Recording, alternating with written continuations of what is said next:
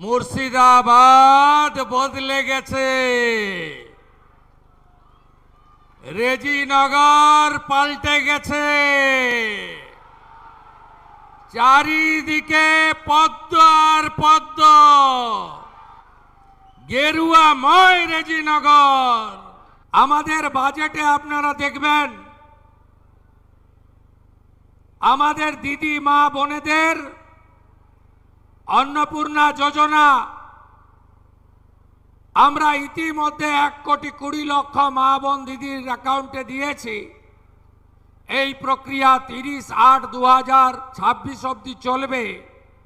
Verification হবে, প্রত্যেকটি যোগ্য প্রাপক পাবে, অযোগ্যরা বাতিল হবে। একজনও প্রকৃত দিদি বোন অন্নপূর্ণা যোজনা থেকে বঞ্চিত হবেন না। আমরা 6.5 কোটির বেশি মানুষকে আয়ুষ্মান ভারতের কার্ড দেব।